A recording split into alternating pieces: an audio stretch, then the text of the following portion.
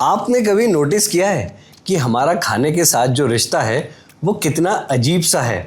मतलब अगर आप सोचेंगे तो रियलाइज करेंगे कि फूड सिर्फ खाने की चीज़ नहीं है, ये इंसान की कहानी है, हिस्ट्री है, कल्चर है, इमोशन है और कुछ केसेस में तो ऑब्सेशन भी है। शुरुआत से ही देख लो, जब हम हंटर गैदरर्स थे, खाना सिर्फ सर्वाइवल का सवाल था। जो भी मिला, कच्चे रूट्स, बेरीज या शिकार किया हुआ जानवर, सब कुछ खा जाते थे। और ये सिर्फ न्यूट्रिशन का सोर्स नहीं था, खाना हमारे बीच बॉन्डिंग का पहला रिचुअल बना। एक साथ मिलकर बैठना, फायर के अराउंड सर्कल बनाना और फूड शेयर करना, ये हमारी सभ्यता का सबसे बेसिक लेकिन सबसे पावरफुल संस्कार था। फिर आई आग की खोज और सब कुछ बदल गया। फायर ने सिर्फ अंधेरा रोशन नहीं किया, उसने हमारे खाने को बदल दिया। कुक्ड फूड ज्यादा डाइजेस्टेबल था, ज्यादा कैलोरीज रिलीज करता था और टेस्ट तो नेक्स्ट लेवल हो गया था। इमेजिन करो, एक दिन किसी ने फायर लगाई होगी और एक जानवर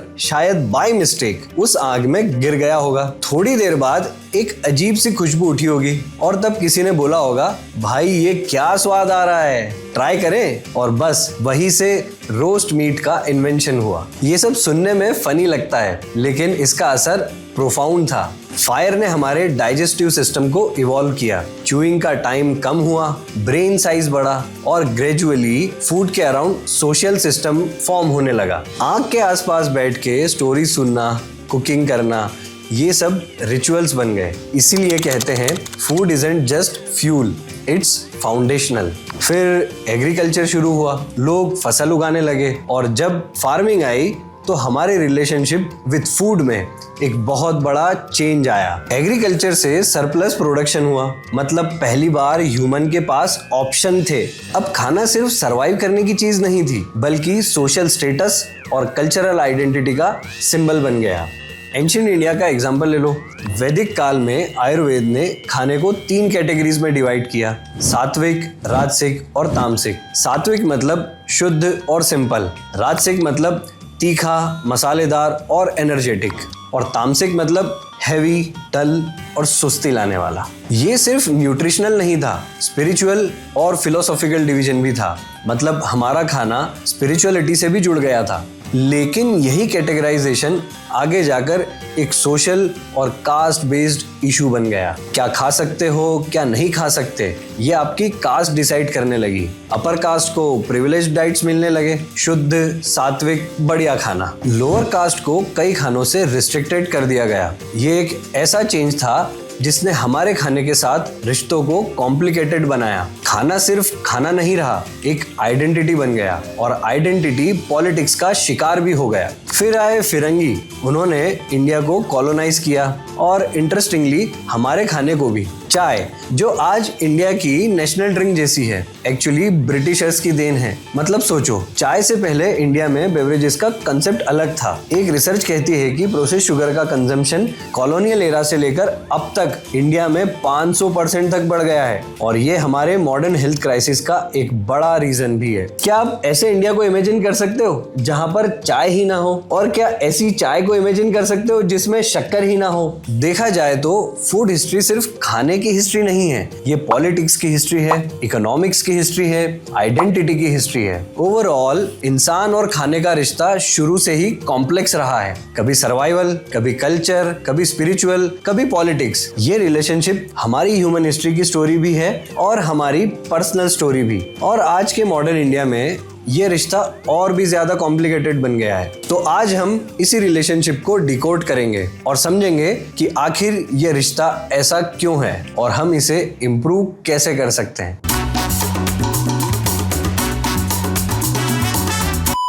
आज इंडिया में हमारा फूड रिलेशनशिप स्टेटस सिचुएशनशिप जैसा है, क्योंकि एक तरफ हमारे पास आज हर चीज का ऑप्शन है और दूसरी तरफ हमारा कंफ्यूजन भी उतना ही बढ़ गया है। आज हमारे पास चॉइस की कमी नहीं है, fast food, processed food, health food और सुपर फूड्स भी हैं। लेकिन सोचने वाली बात यह है कि इतनी चॉइसेस होने के बावजूद भी हमारा ओवरऑल हेल्थ और न्यूट्रिशन का ग्राफ ऊपर नहीं गया, उल्टा गिरता ही जा रहा है। इंडिया में ओबेसिटी का रेट 1998 से लेकर 2018 तक लगभग डबल हो गया है।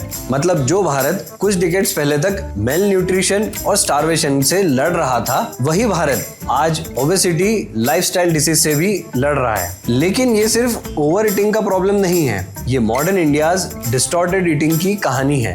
एक तरफ हमारे पास जिम, फिटनेस एप्स और डाइट फूड्स का बूम है, दूसरी तरफ हम इंस्टाग्राम, स्विगी और जोमेटो के मार्केटिंग में फंस कर हर वीकेंड अनहेल्दी बिंज ईटिंग करते हैं। ये साइकिल हमारे खाने के साथ रिश्तों को अनहेल्दी बना रहा है। बॉडी इमेज का कंसेप्ट जो पहले सिर्फ वेस्टर्न इशू लगता था, अब इंडिया में भी बढ़ता जा रहा है। सोशल मीडिया ने एक ऐसा एनवायरनमेंट क्रिएट किया है जहां perfect body, perfect health, perfect diet का प्रेशर है। 2021 से एक स्टडी कहती है कि 34% young Indians body image dissatisfaction है और वो अनहेल्दी डाइट्स फॉलो कर रहे हैं सिर्फ सोशल एक्सेप्टेंस के लिए। ये सिर्फ फिजिकल हेल्थ का सवाल नहीं है, ये मेंटल हेल्थ और इमोशनल हेल्थ का भी है। एक ऐसे एनवायरनमेंट में जहां फूड सिर्फ नरिशमेंट है, जजमेंट का पैरामीटर बन जाए, वहां फूड के साथ रिश्ता हेल्दी नहीं रह सकता। अब तो हमारे खाने को भी क्लासिफाई कर दिया गया है, गिल्टी प्लेजर, चीट मील और पता नहीं क्या क्या। मतलब हमारे इमोशनल स्टेट्स फूड से डिफाइन हो रहे हैं। जब हमारा इमोशनल बैलेंस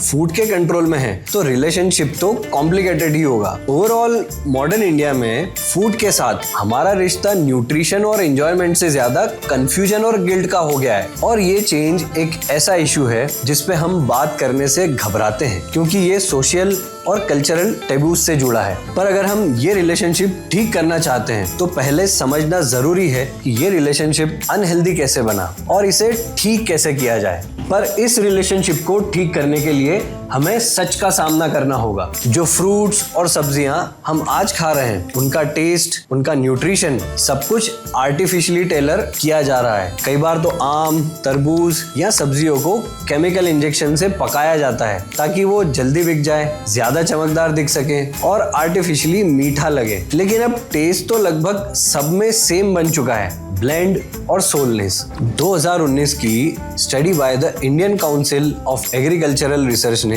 ये पॉइंट आउट किया था कि पिछले 50 सालों में कई ट्रेडिशनल वेराइटीज ऑफ फ्रूट्स और ग्रेन्स लूज हो चुकी हैं और जो नए हाइब्रिड और केमिकली ट्रीटेड वेरिएंट्स आए हैं उनमें माइक्रो न्यूट्रिएंट कंटेंट पहले से काफी कम है। हम सिर्फ खाना नहीं खो रहे हैं, हम अपना कनेक्शन भी खो रहे हैं। जब आपको एक आम का असली टेस्ट या एक देसी तरबूज की खुशबू याद ही नहीं रहती तो रिश्ता क्या बचेगा। लेकिन इसका मतलब ये नहीं कि गेम खत्म हो गया है, रिश्ता पूरी तरह टूट गया है। ये अभी भी रिपेयर हो सकता है। सीधी सी बात है, जितना असली खाओगे, जितना सीजन के हिसाब से खाओगे, उतना आपके खाने के साथ कनेक्शन भी वापस बनेगा। रिश्ता स्लो फूड से होता है, फास्ट फूड से नहीं। अगर आज का ये वीडियो आपको पसंद आया तो लाइक करो, शेयर करो, सब्सक्राइब करो और याद रखो, अच्छा खाओ, अच्छा खिलाओ।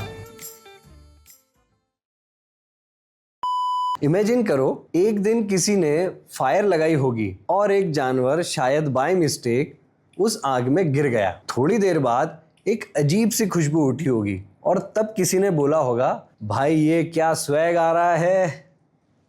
स्वाद आ रहा है। हाँ। वो मेरे से पहले मैंने स्वैग वाला ये भी कर दिया था। स्वाद, हाँ वो मैंने साउथ इंडियन मूवी वाला बिल्कुल कर दिया।